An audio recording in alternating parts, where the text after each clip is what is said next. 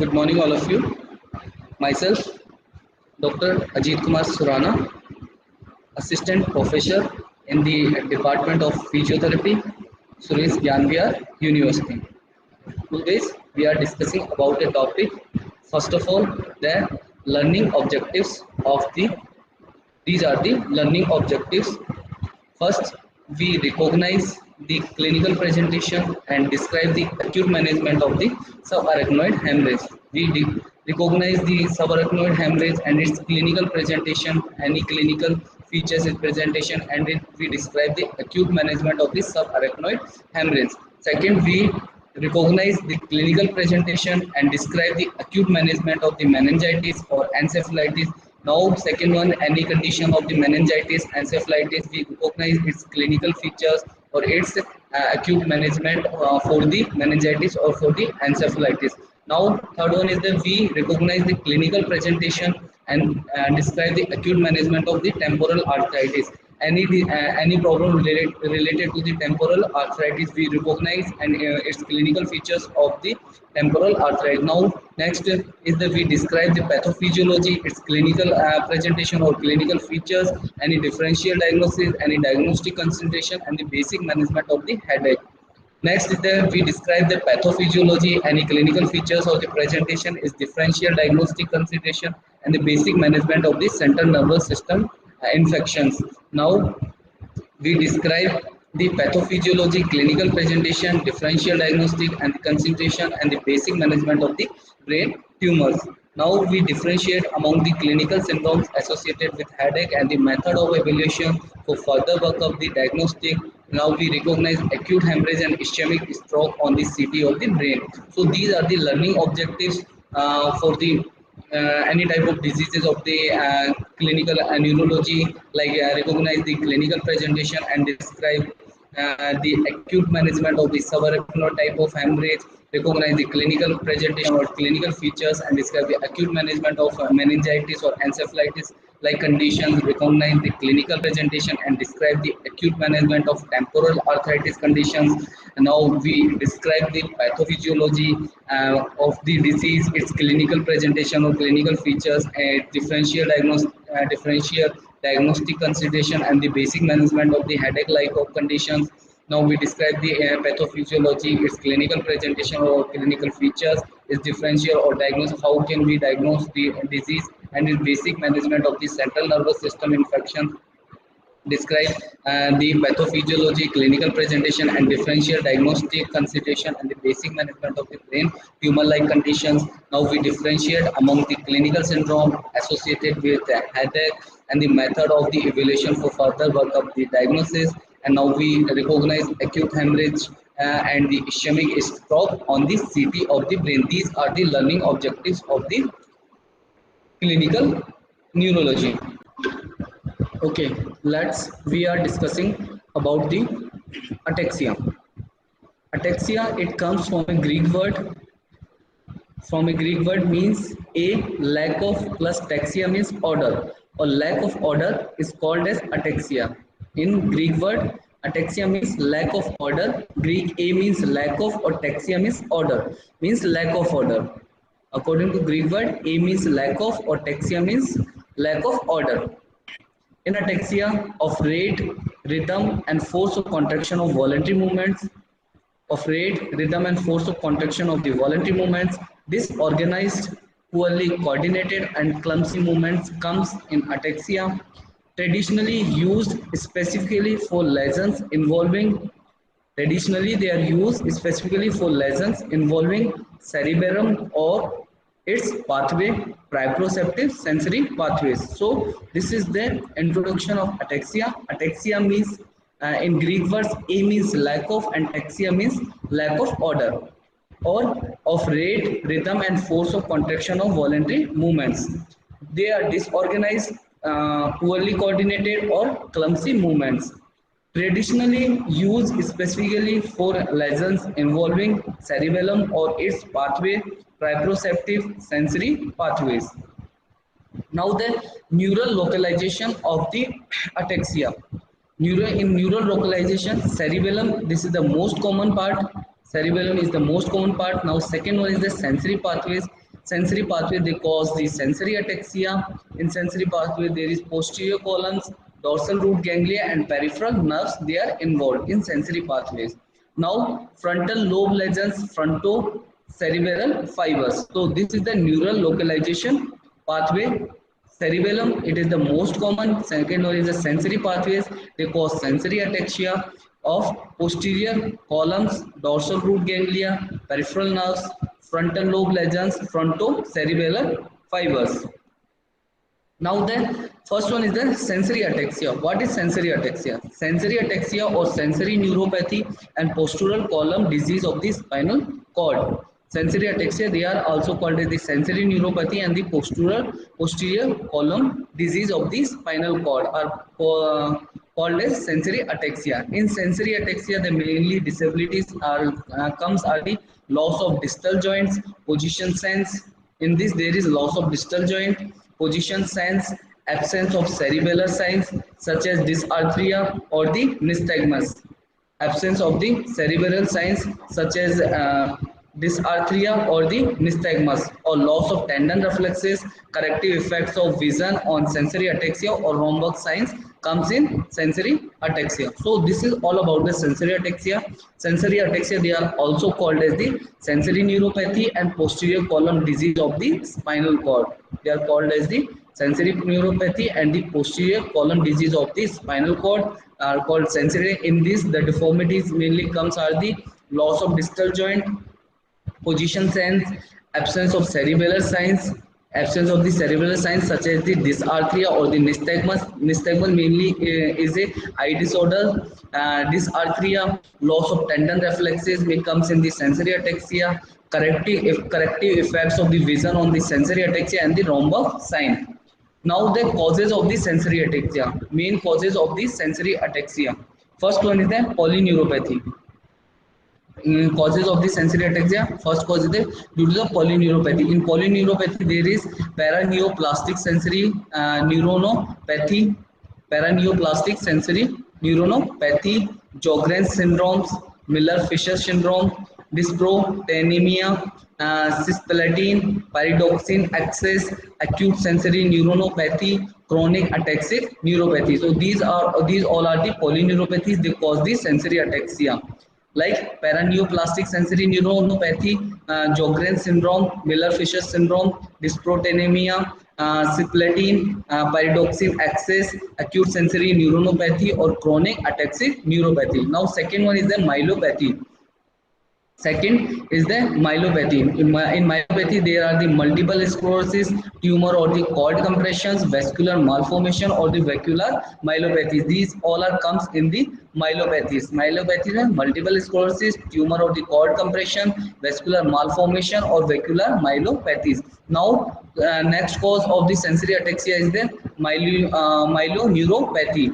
Myeloneuropathy. In myeloneuropathy, there are Friedreich ataxia, vitamin B12 deficiency, vitamin E deficiency, tabus dorsalis, and the nitrous oxide. They all are comes in the myeloneuropathy. So these are the causes of the sensory ataxia: polyneuropathy, myelopathy, or myeloneuropathy. Now, second one is the cortical ataxia. Cortical ataxia, they mainly affect the frontal lobe. Ataxia refers to the disturbed coordination due to the dysfunction of the contralateral frontal lobe. Frontal lobe ataxia, they are referred to the disturbed coordination due to the dysfunction of the contralateral frontal lobe.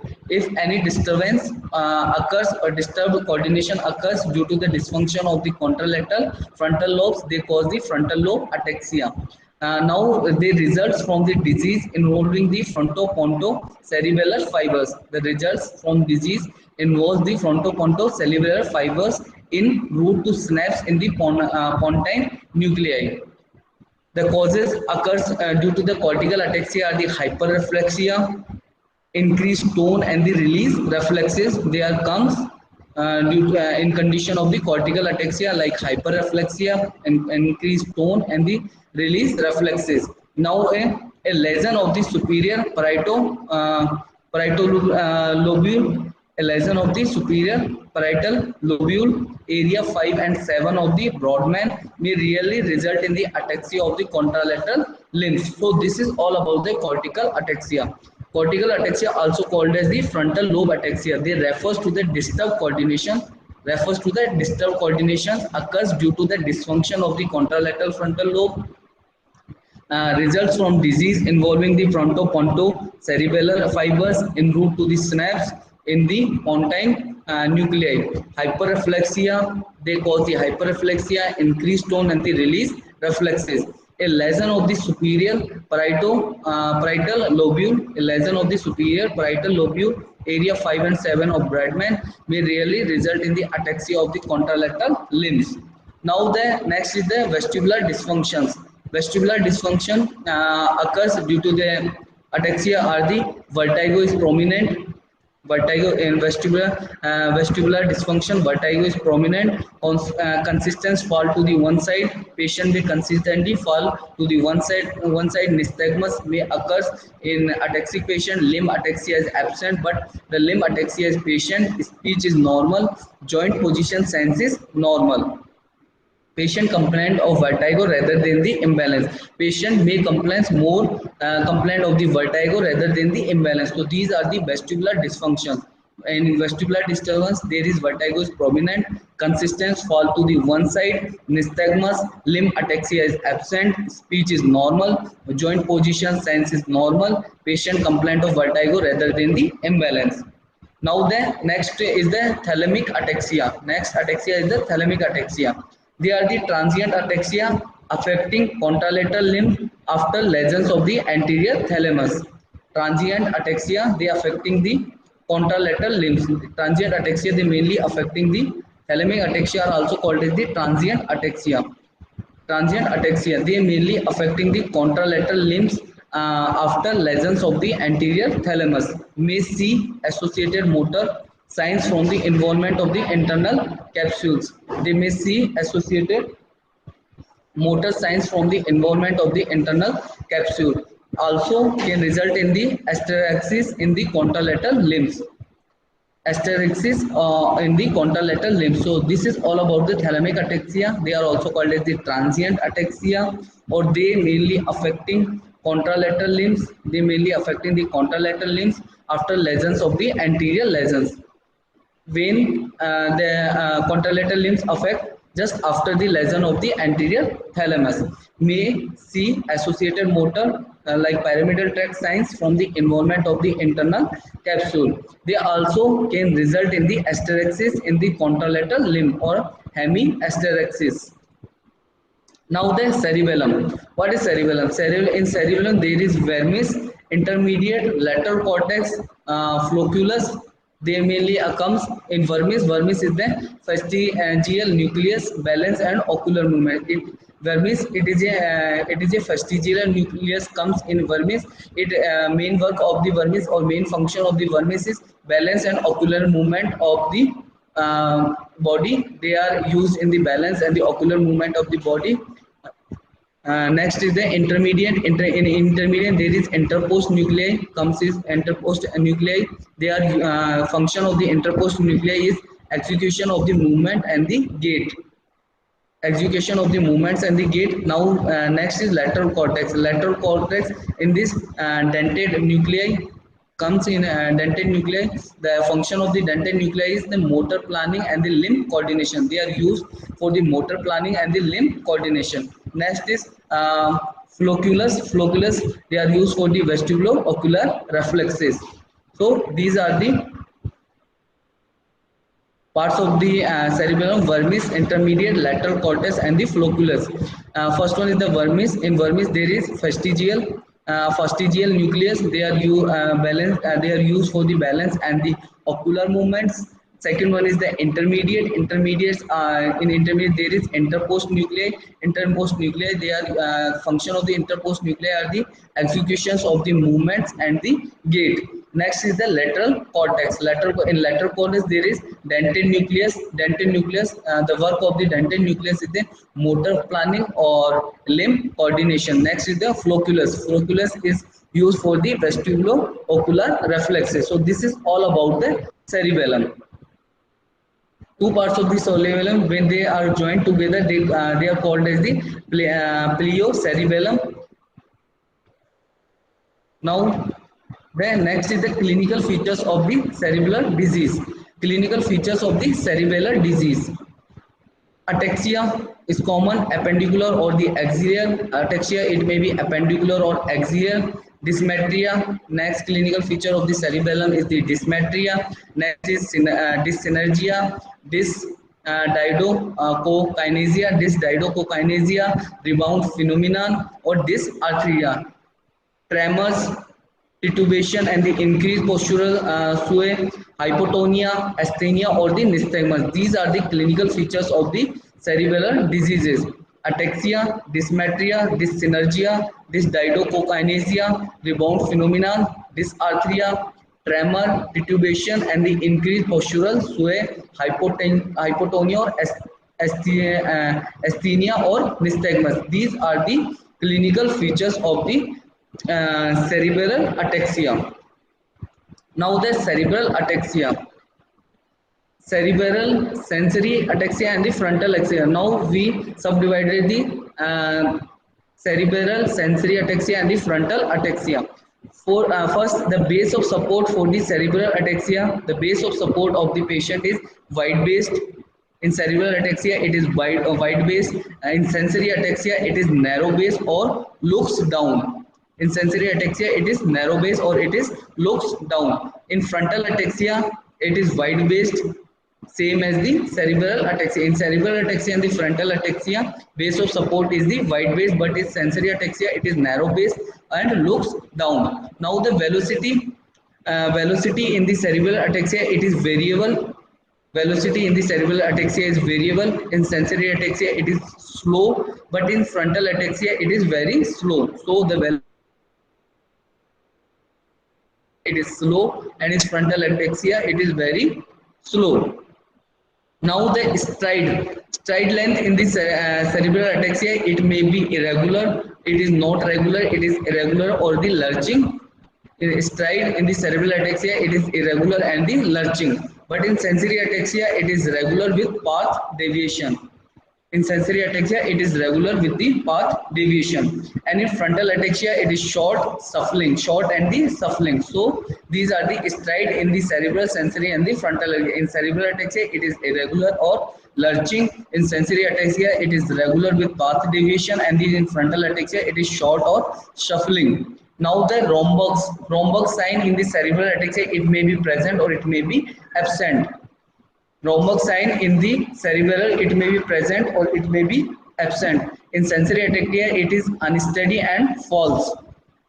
But in frontal ataxia, it is same as the cerebral ataxia. It may be present or it may be absent. So rhombus, it is present or absent in the cerebellar. In sensory ataxia, it is unsteady or false, or in frontal ataxia, it may be present or absent. Now the heel shin.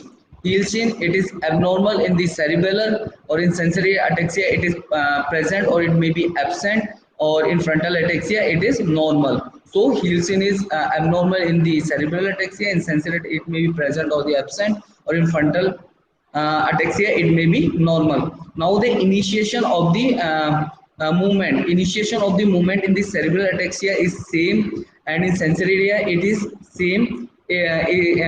Initiation of the movement, it is same in the cerebral, and the sensory ataxia is normal, but in frontal ataxia it is hesitant. Means the patient may hesitant while initiating a movement, or it may be normal in both cerebral and the sensory ataxia. Now the turns, they are unsteady in the cerebral ataxia. In sensory ataxia, they may be present or they may be absent, but in frontal ataxia, they are hesitant and the multi steps. So turns in the cerebral ataxia, they are unsteady. In sensory ataxia, they may be present or they may be absent, but in frontal ataxia, they are hesitant and the multi steps.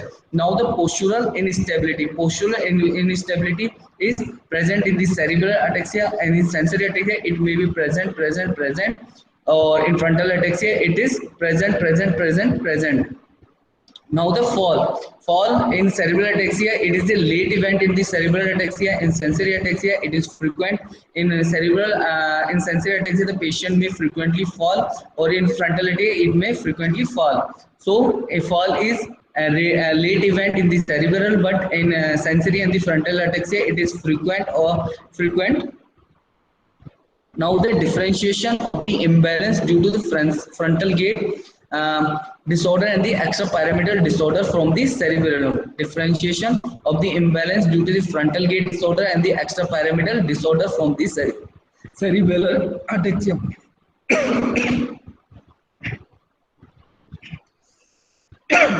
Sorry. First is the features: frontal gate disorder, extrapyramidal, and the cerebral ataxia. First feature: posture. In frontal gate disorder, it is upright. Posture is upright in the frontal gate disorder. In extrapyramidal, it is stoop posture or flex posture. In extrapyramidal, it is stoop posture or it is flexed trunk. In cerebral ataxia, it is stoop or lean forward. Patient may be stoop or it is lean forward. The posture in the frontal gate disorder, it is upright. In extrapyramidal, it is stoop or it is flexed trunk. And in cerebral ataxia, it is stoop or lean forward. Now the stance in the frontal gate disorder, it is wide based. Stance is wide based in the frontal gate disorder. In extrapyramidal, it is narrow, or in cerebral ataxia, it is wide based. Stance is frontal gate disorder, it is wide based.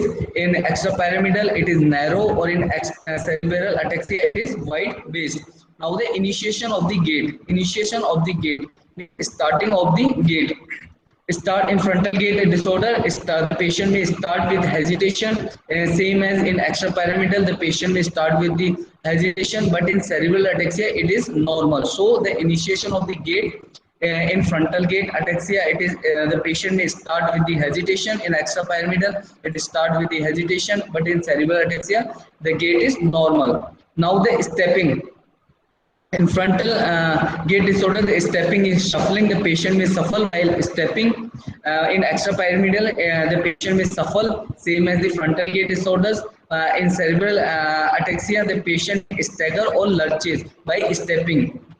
Patient may stagger or lurches. So these are the stepping. In frontal gait disorder and the extrapyramidal, the patient may shuffles by stepping, but in cerebral ataxia, the patient may staggers or lurches while stepping. Now the stride length. Stride length in frontal gait disorder, the stride length is short. In extrapyramidal, it is short, same as the frontal gait disorders, but in cerebral ataxia, it is variable. Stride length is variable in the cerebral ataxia.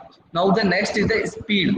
In frontal gait disorder, the speed is very slow. In extrapyramidal, the speed is slow, and in cerebral ataxia, it is normal or slow. So the in frontal gait disorder, the speed is very slow. In extrapyramidal, it is slow, and in the cerebral ataxia, it is normal or slow. Now the fascination. Fascination, the frontal gait disorder, the fascination is rare. In extrapyramidal, it is common, or in cerebral ataxia, it is absent. So the fascination is rare in the frontal gait disorder. In extrapyramidal, it is common, or in cerebral ataxia, it is absent. Now the arm swing. Arm swing in frontal gait disorder, the arm swing, it is aggregated. The reflexes are aggregated, hyperactive. In extrapyramidal, it is reduced or diminished or absent. In extrapyramidal, the arm swing is reduced or it may be absent.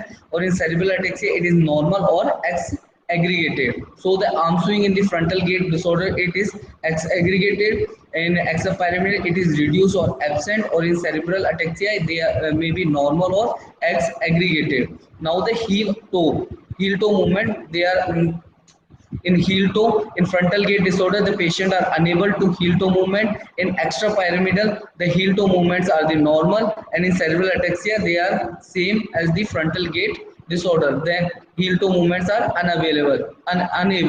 Now the turning corners. Turning corners in frontal gait disorder, the turning corners are freezes or shuffles. In turning corners, frontal gait disorder, the turning corners are freezes or shuffles. In extrapyramidal, the turning corners are freezes or in cerebral ataxia they are veers away.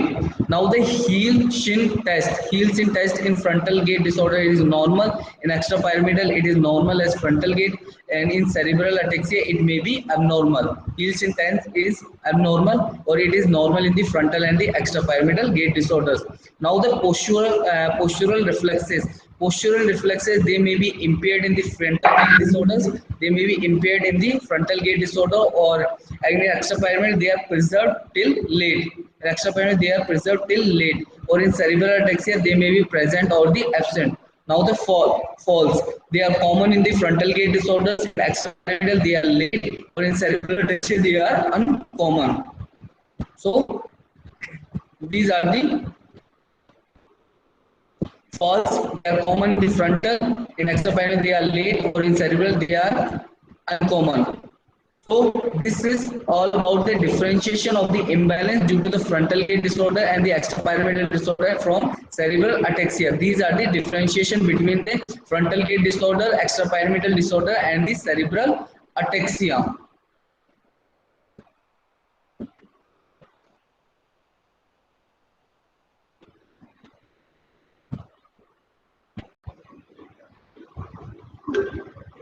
Now we are discussing about the cerebellar ataxia.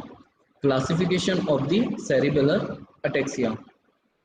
Congenital, it is a cerebral ataxia. It is a congenital or acquired, acute or subacute or chronic, familial or non-familial, AD or AR or sporadic, ipsilateral signs or bilateral signs, symmetrical or asymmetrical, progressive or slowly progressive, static or improving, recurrent, episodic. AWAF, CN, pyramidal, extrapyramidal, peripheral neuropathy or features. So this is the classification of the cerebellar ataxia. In cerebral ataxia, in classification of the cerebral ataxia, it is a congenital or acquired, acute or subacute or chronic, familial or non-familial, AD or AR or sporadic, ipsilateral signs or they have ipsilateral signs or bilateral signs. It is a symmetrical or asymmetrical, progressive or slowly progressive, static or improving, recurrent or episodic. AWAF, CN, pyramidal, extrapyramidal, peripheral neuropathy features.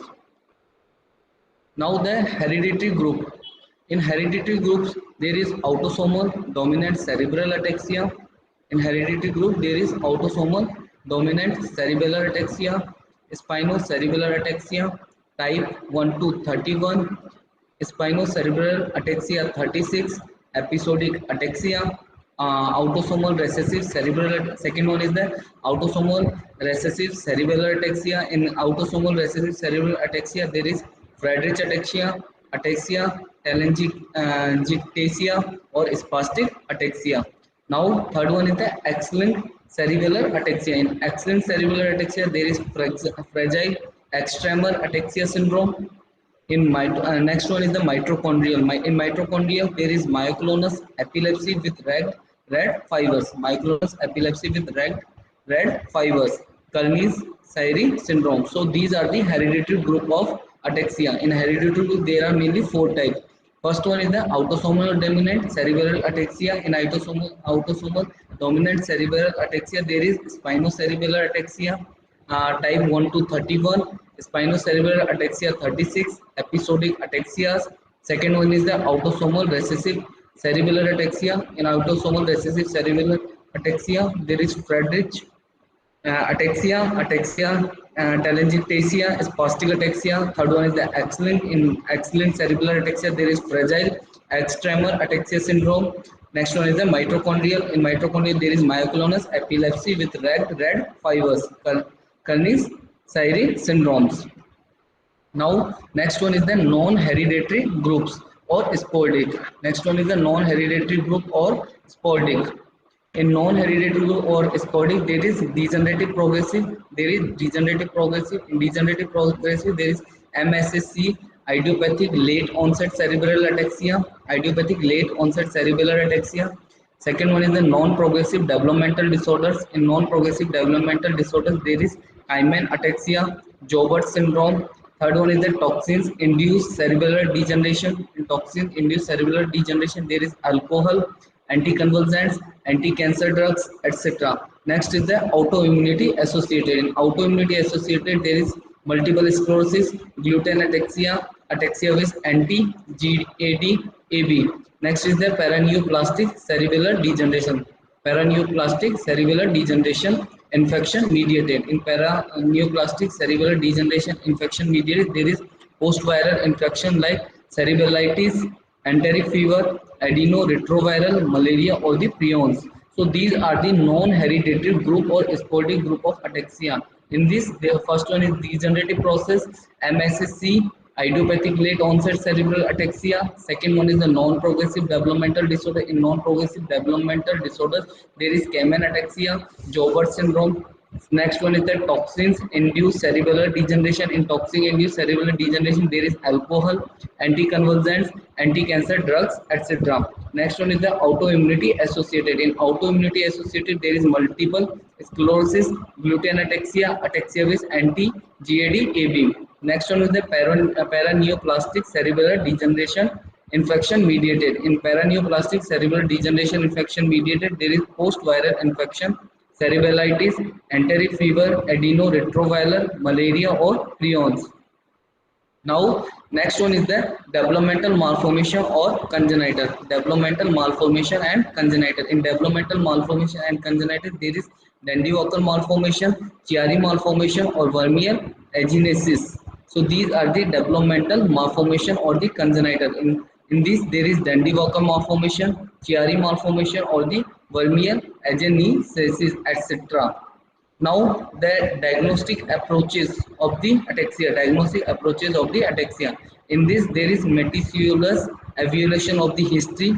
Meticulous evaluation of the history. In meticulous evaluation of the history, first one is the age at onset, at which age the disease is started. The first one is the age at onset. Second one is the course of the disease. Second one is the course of the disease. Now third one is the which drug is intake. So drug intake. Now next is the family history. Next is the personal, social, and the occupational information of the patient.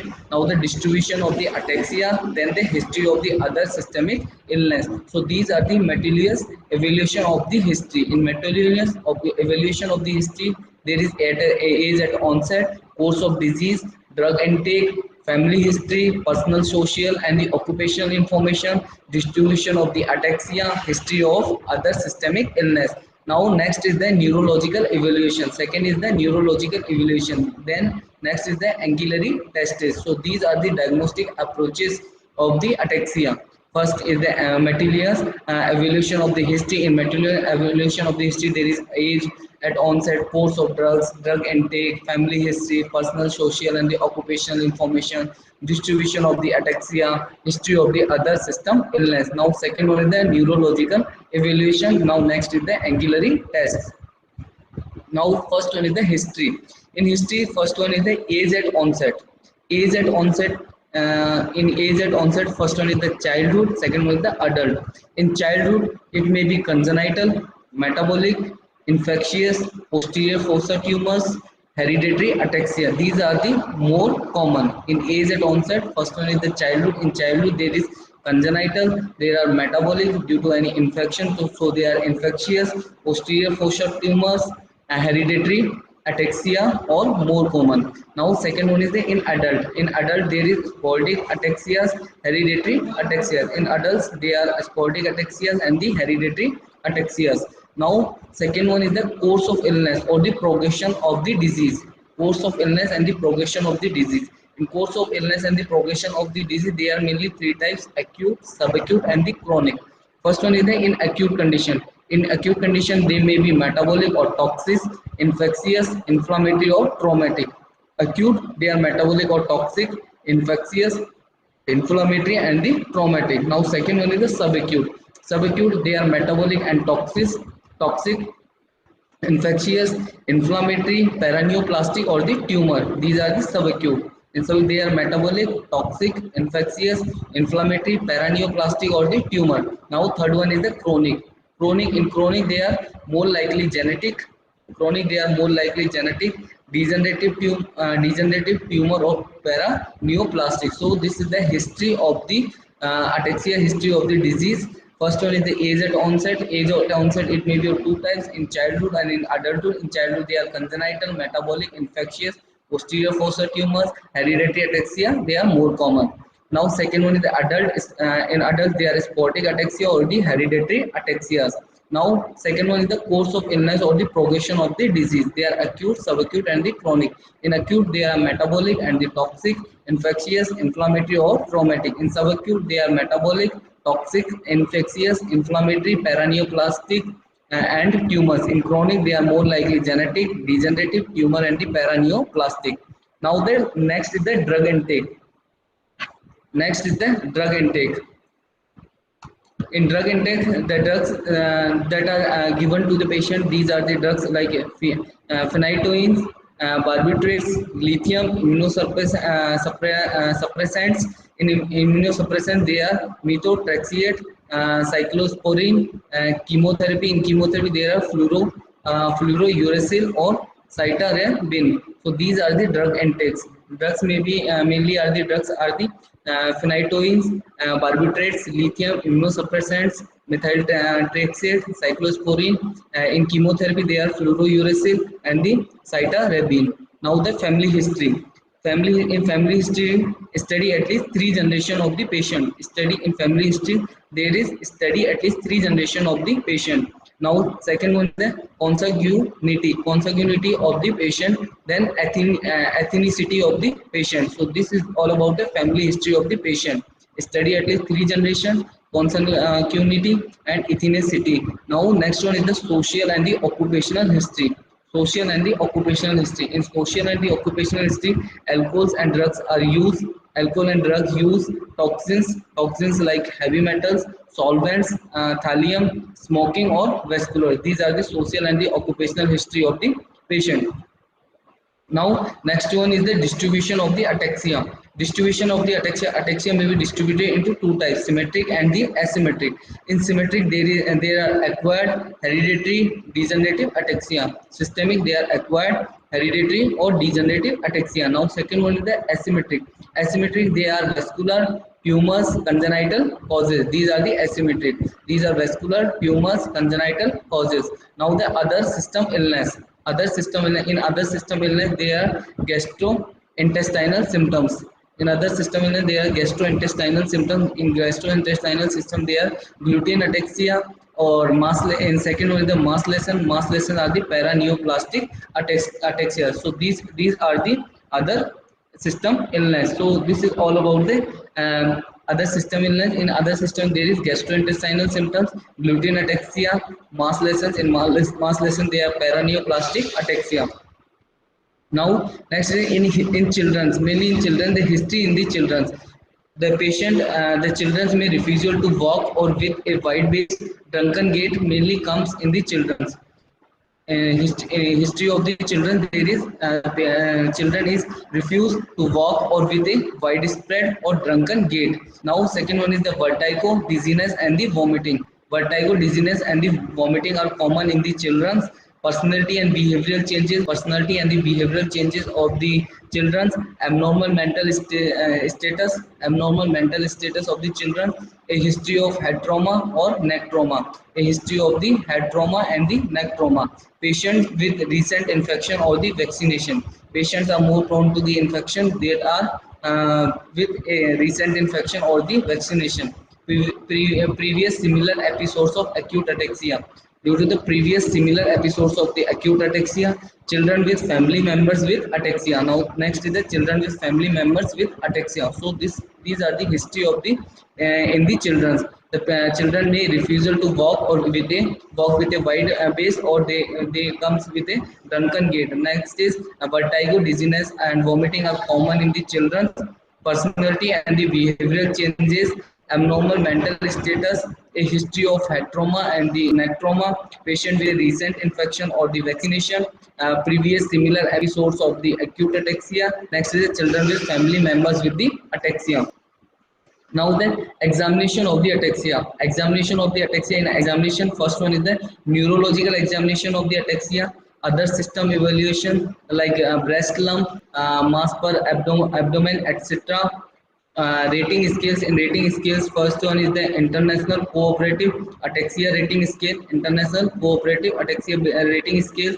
Scale for the assessment and rating of the ataxia. Scale for the assessment and rating of ataxia. Tremor scales. Unified MSA rating score. Unified and MSA rating score. So these are the examination of the ataxia. In examination, first one is the neurological examination of the ataxia. Second one is the other system evaluation. In other system evaluation, there is breast lump, mass per abdomen, etc. Now the rating scales for the ataxia. In rating scale, there is International Cooperative Ataxia Rating Scale, International Cooperative Ataxia Rating Scale, scale for the assessment and the rating of ataxia, tremor scales, unified MSA rating score.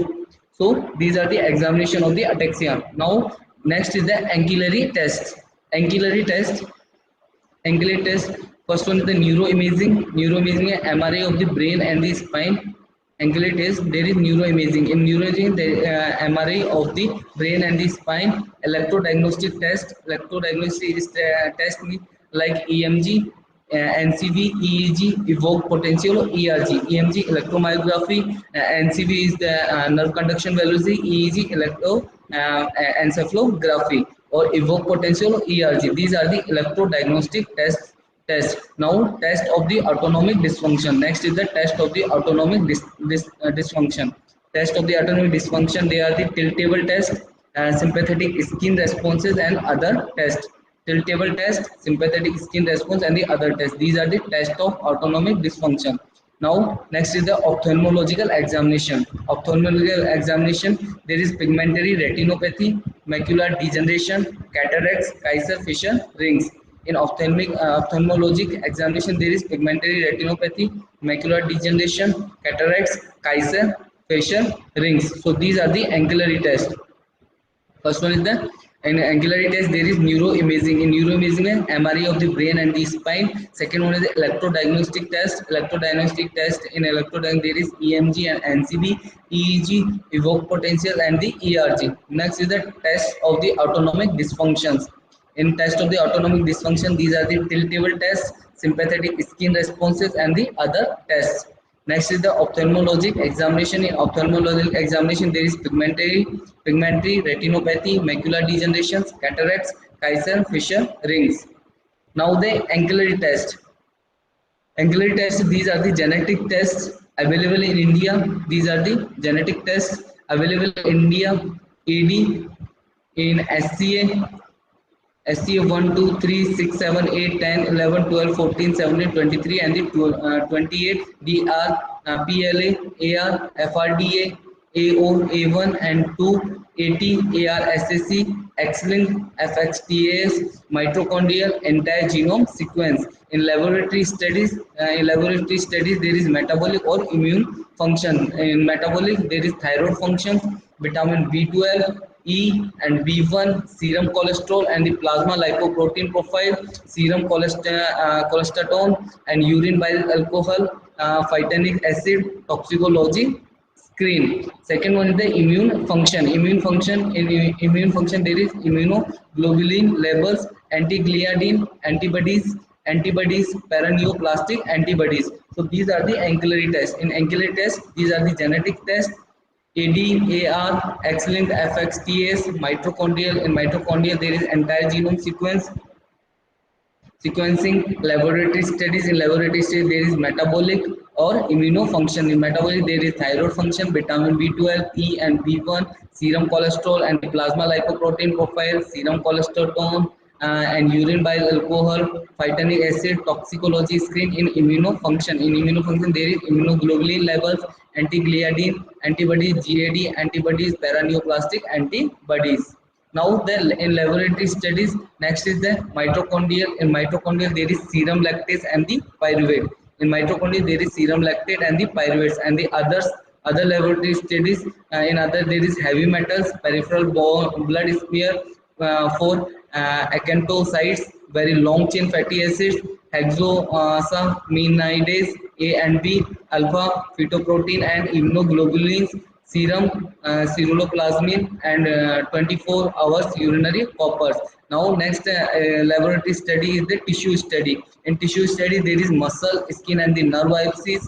And now next is the CSF or cerebrospinal fluid study. In cerebrospinal fluid study there is cell count, glucose and the protein, oligoclonal bands, 14, 3 protein, GAD antibodies, paraneoplastic antibodies, lactate or the pyruvates.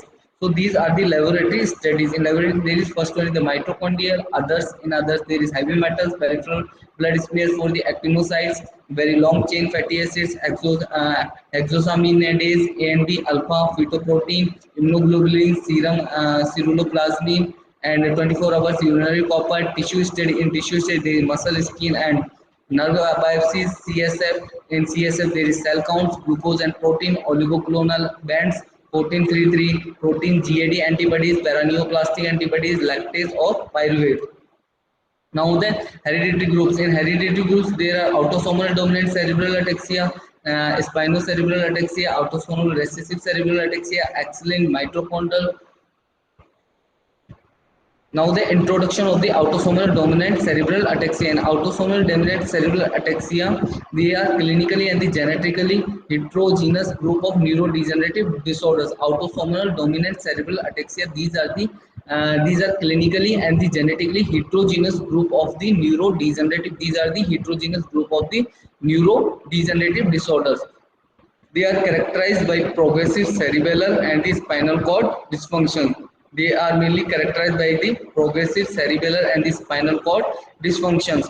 Now the clinical features of the autosomal dominant cerebellar ataxias are they are gait ataxia, limb uncoordination, dysarthria, pyramidal and the extrapyramidal involvement, oculomotor incoordination, peripheral neuropathy, retinal degeneration. These are the clinical features of the autosomal dominant cerebral ataxia.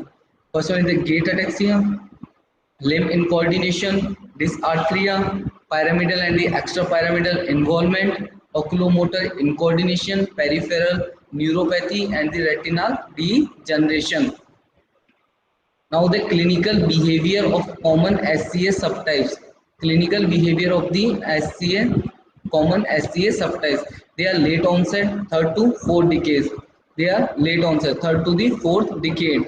Diffuse neurodegeneration, predominantly OPCA. They are diffuse neurodegeneration, predominantly OPCA. Variable rates of progression. Variable rates of the progression, rapid progression, ADCA1, ADCA2, ADCA4.